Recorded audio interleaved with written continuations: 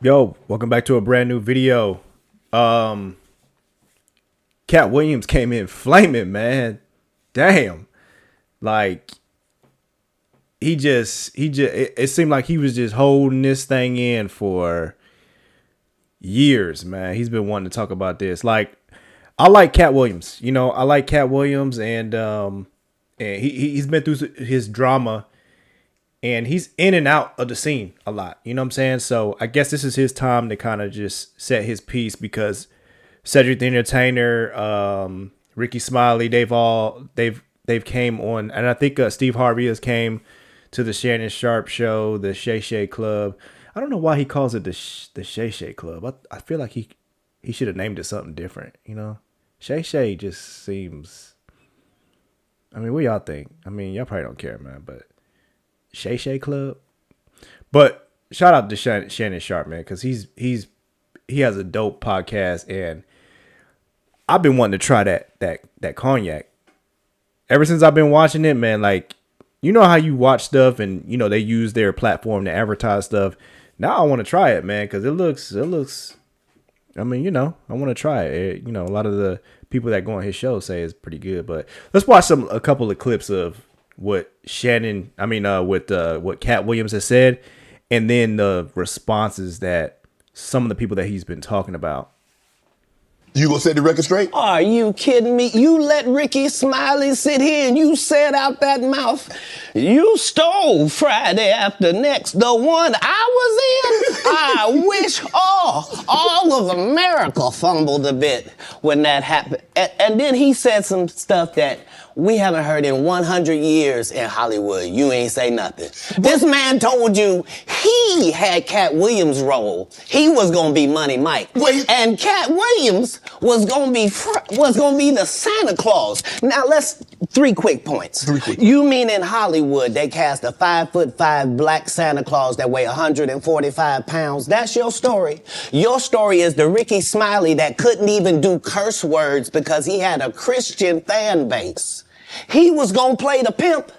Why you didn't ask him why has he played a woman in more movies than he's played a man?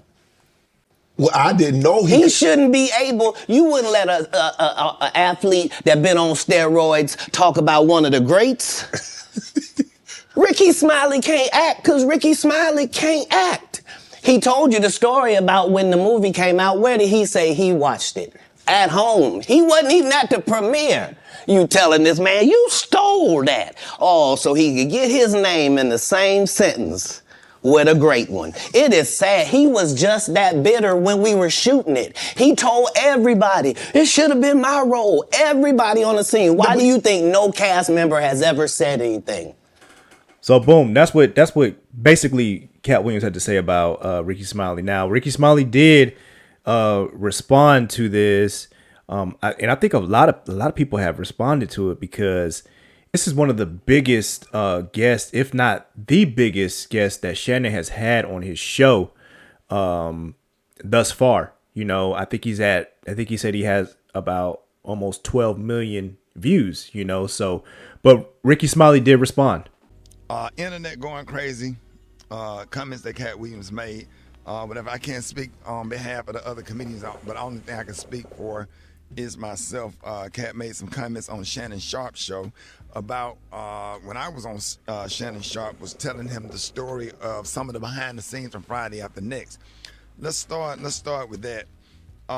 When I went out there, let's just go back. In 2000, I was the host of BET Comic View and in the season 2004. I also worked on this show called Live from LA. That was my first job with BET. And that's where I met Ice Cube, if I'm not mistaken. And Ice Cube was like, man, hey, man, I like your work.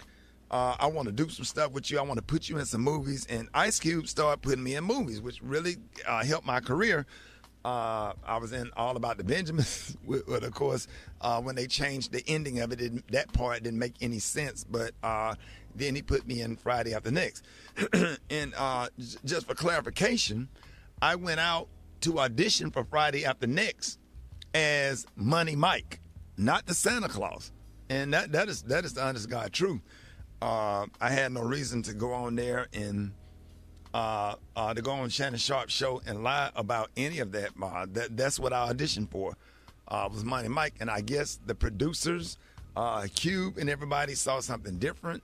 And I think that Money Mike character, Special K, was going to come off as kind of like just a guy who was hanging around in the strip mall, who was just kind of being annoying and almost like a crackhead type of character. That was right. Just, so I guess when Katt Williams did it, they added the whole pimp twist to that character, which was actually a better decision and made it funnier. Because ain't no way in the hell I could have executed that role like that. And I'm glad that they made that decision and they put me in a Santa Claus role, which was actually perfect. So when I got back to L.A., they said, hey, your role has changed. You're going to be the Santa Claus. And here's the Santa Claus suit. Put it on, and here's your lines. Sat in the trailer, went over the lines, went over my stuff with Cube, and the rest is history. Had no reason. I just want to clarify that. Had no reason to lie about that. As a matter of fact, my manager at the time, Gary Abdo, who is still one of my best friends, who also helped start my career, and he's the owner of the Atlanta Comedy Theater in Atlanta. We got him. So yeah, that's his side of the story, and also towards the end of that video, which I'll link that video so you guys can check out the rest of it. He actually goes on to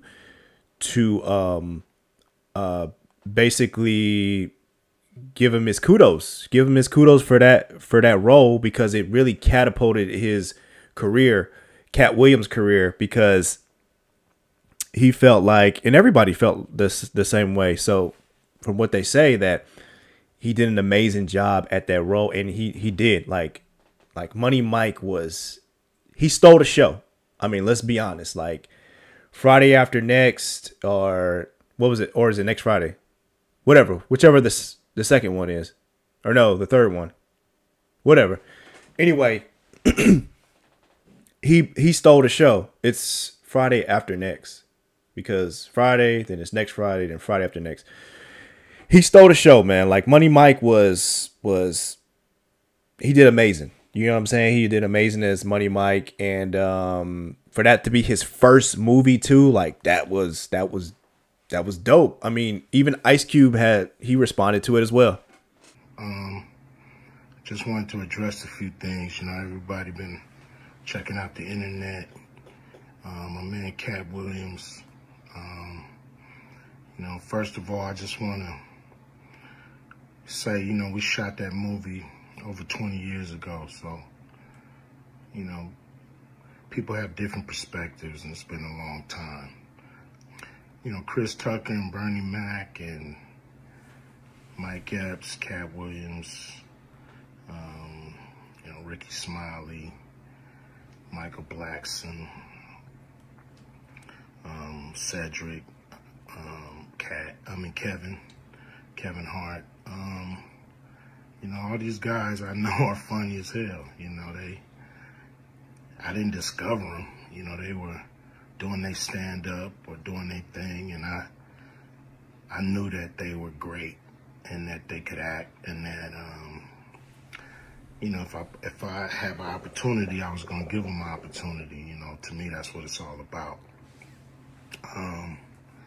You know, as far as, you know, specific things, you know, Katt was 100 on a few things. Most of what he was saying, a couple of things, you know, I just want to clarify. When we bring in a new, you know, comedian, we do have them try out for different roles. So Ricky did give Money Mike a shot. But when we saw him, and, you know, we kind of saw how he moved and how he was, you know, auditioning, we decided that he would be a better, you know, Santa Claus, which was, to me, the perfect casting. When we saw Mike, damn, I call him Money Mike. When we saw Katt, you know, when I saw him, I just knew that he was perfect for Money Mike. And, You know, Katt, you know, said he wrote his role, which, I mean, the role was written, but he enhanced it. This is why Katt was so dope in the movie. You know, Money Mike had a small role, you know, about as big as the Santa Claus role, but when we start filming, he was giving us such magic that we kept expanding his role and giving him more to do because he was on point. You know, when we shoot these movies, you know, for one, the scripts are fire, or they wouldn't even do it. The scripts are laugh out funny. But we shoot the script, but once we get what we need from the script, we let the comedians ad-lib, riff, you know, play with the words, do their thing. You know, we give them a take where they can, or 2, 3 takes where they can go off and do what they feel. You know, sometimes it makes the movie, sometimes it don't. You know, when somebody gives you jewels, you want to try to make sure that makes the movie. So yeah, that was one of the things that Ice Cube has said. That's one of the things that he wanted to clear up as far as, you know, Ricky Smiley being, he did audition for the role. So it seems like Ricky Smiley was, you know, kind of telling the truth, right? He kind of, but at the same time, he wasn't saying, I don't think Ice Cube didn't say that the role was for him, that the, you know, because that's what Katt Williams said. Katt Williams was saying that the role was never for Ricky Smiley, but Ice Cube just said that he did audition for it. So they did consider him to be that person, to be Money Mike, but he just didn't fit the role. And then Katt Williams came in and he killed it, basically. So they chose him. The truth of the matter is, the Money Mike in the original script got raped in the bathroom, and that's what Ricky Smiley was okay with. Katt Williams had to take the risk in front of the studios and the cast and our powers that be in his very first movie and say respectfully, humbly, guys, if we're talking about anything else, I have no credibility and I have no pull. But we're talking about comedy, Right. where I have all the credibility and all the pull. The problem with Friday After Next is we're trying to make a classic comedy. And this comedy involves a rape. And rape is never funny, no matter who it happens to or what the circumstances are. If you would allow me to allow us to do this movie without a black man getting raped in it, I promise you that it will be twice as funny as it would be with him getting raped. Second thing I want to clear up, it was never, I would never shoot a scene in a movie, especially like Friday, where you actually see this happening on camera. That ain't my style. If you check out any of my movies, they not raunchy. You know, we did a movie called Players Club where the subject matter was a little raunchy, but for the most part, even that, we left it to your imagination. So the only reason that kind of stuff was in the movie is because you have 3 villains in Friday After Next. You have the Santa Claus stealing presents. You have Damon, just got out of prison, sweating. Craig and Day for the rent money. And then you have Money Mike, you know, a pimp that treats his woman, you know, like a property. So Craig is always fighting the villains in the movie, you know, from the Joker Brothers to Debo. And so we already had Craig fighting Santa Claus. And the only real way to get rid of the other 2 villains was to have them go against each other. And the plier joke was always in the script, you know, it was never, we would never ever show that, you know, that's not my style if you look at any of my movies. So, you know, that was never a discussion. We, at that point in everybody's career, we would listen to a certain extent, but we wasn't gonna change the movie for any actor. We do what we feel, and if it was a scene, it would have been in the movie. It was no reason not to shoot it. But that's not my style. I don't even like that kind of shit in movies, on camera. And so, that was, to me, a little discrepancy there. Katt, he wrote a lot of his part because, like I said, he was giving us jewels, so we were keeping the camera rolling. He was coming off the dome. He was coming prepared every day to steal the show. That was his mission. And, that's what he did, with the movie. And it launched his career, And I'm proud of the movie. I'm proud of all the guys who've, come through, a Q Vision production and went on to do bigger and better things. And look, a lot of people are talking about pay and how much they was paid on these movies that were extremely low budget. Most of these guys work a couple of days, and when you're doing a movie, there's over 100 people working on the movie that need to get paid. Most of them got to get paid every day. And there's pre-production and post-production. Even after you finish with the actors, you got to pay editors and sound people. And my movies are all about quality, so most of the money go up on the screen. I'm not giving you no bullshit. I'm not giving you no low budget, shit you can laugh at because it's so cheap. So, we try to put all the money on the screen. And so any actor that's mad at what they got paid, just look at what you was doing. Look at where your career was at the time. Take a look at where it is now. And Friday has something to do with that, I believe. And I put a lot of people in movies, but they ain't never put me in a movie. So you could take that for what it's worth. You know what I'm saying? I've given a lot of these guys opportunities. And I still act, so I'm waiting for a call. I ain't got to produce everything or write everything. I got love for all the comedians that I've worked with. Got, much love for Katt. He spoke up for me a lot. And I just wanted to be clear and clarify some things. And shit, man. I hope y'all have a good 2024. Yeah, so boom.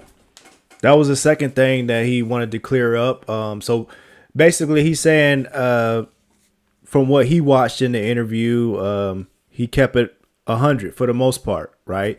So I think that when in Katt Williams in his position, it's funny because we don't know how it works. We're not actors, and we don't know how what it's like when you get the script. So in Katt Williams' position, people perceive things differently. Ice Cube may, when they did the script, he may feel like this is what we're trying to convey.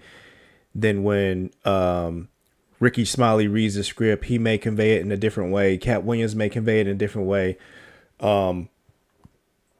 All these different actors may look at it a different way. So when Katt Williams read it, maybe he thought, "Oh man, this is an RP scene. I'm not comfortable with that. You know what I'm saying? I'm not willing to do that. I'm not." Maybe he voiced that, and maybe they corrected it. Like, no, we're not going to actually show it because, what Ice Cube said, he brought up a point about the movie Players Club.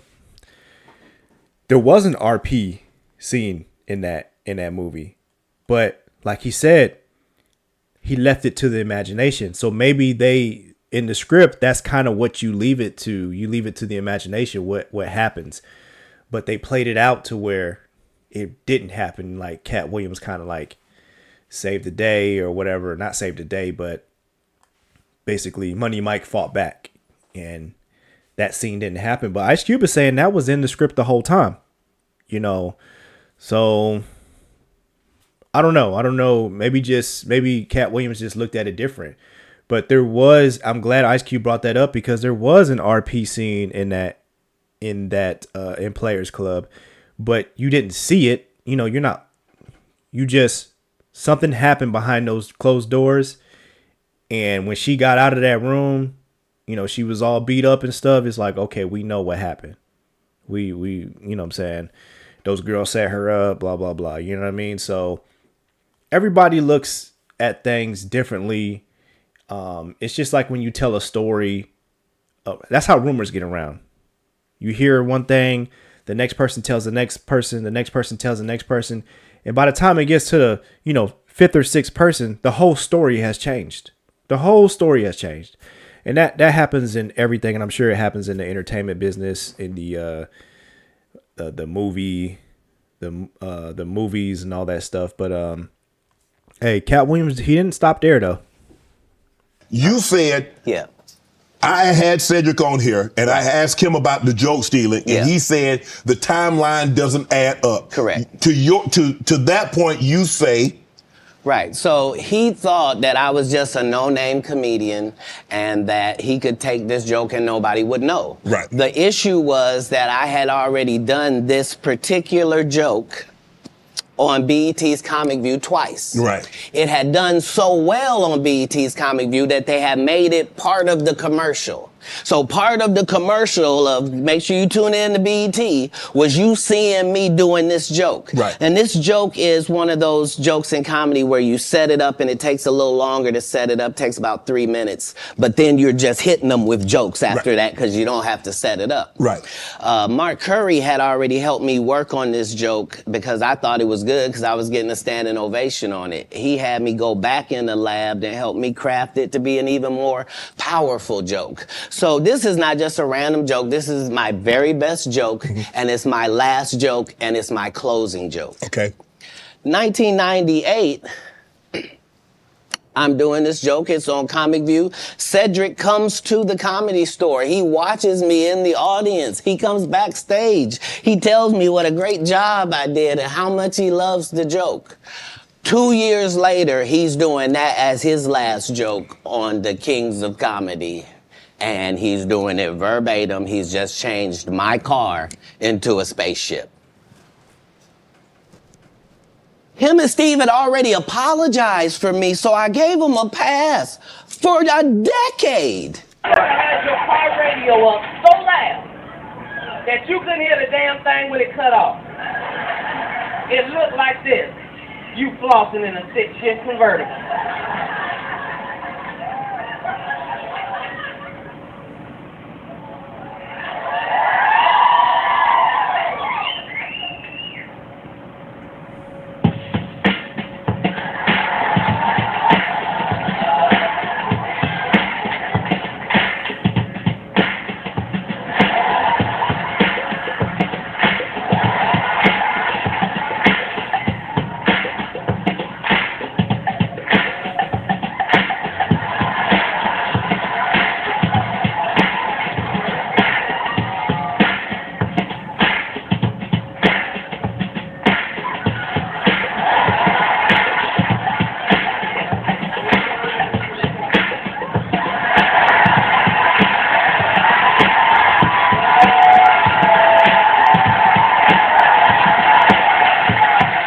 To the moon. Ain't gonna happen. Y'all move to the moon, damn it, we coming to the moon. Oh, we'll be right behind y'all in space shuttles with Cadillac grills. Look at just rolling, one headlight out. Tags be all wrong. All bass.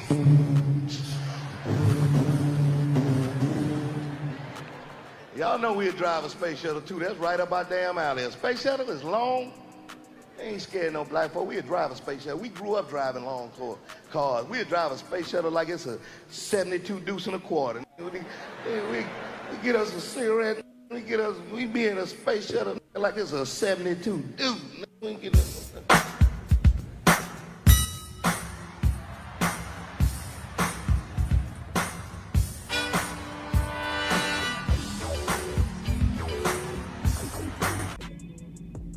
What up, y'all? What's up? It's I'm gonna address this Katt Williams thing one time, man.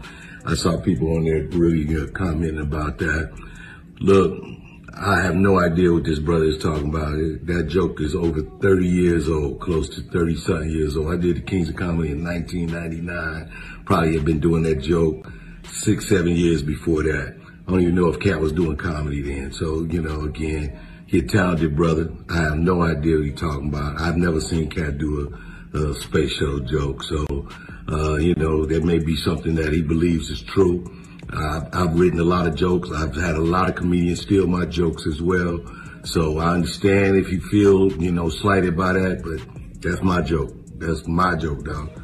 Driving space shuttle to the moon, cigarette, cutie pie rocking in the background, parallel parking the space shuttle. It's my joke, dog. So that's what I believe it to be. So, So yeah, he said, that's my joke and that's what I believe it to be. So, I mean, you could take that for what it is. I mean, I don't know. Maybe, is it possible that you were inspired by what Katt Williams said? I mean, y'all's jokes look kind of almost identical. You know what I mean? But y'all let me know. Y'all let me know what y'all think, man. Maybe Katt Williams is tripping, but it kind of looked like you got inspired. Maybe you got inspired by his joke, by Katt Williams' joke. I'm just saying, man. But anyway, like, comment, subscribe. Let me know what you guys think. And, you know, we'll see where this goes. I'm sure more people are going to respond to it. But that's all I got for you guys today. Appreciate y'all watching. Don't forget to follow me on Instagram and subscribe. See you in the next video. Appreciate you watching. Peace.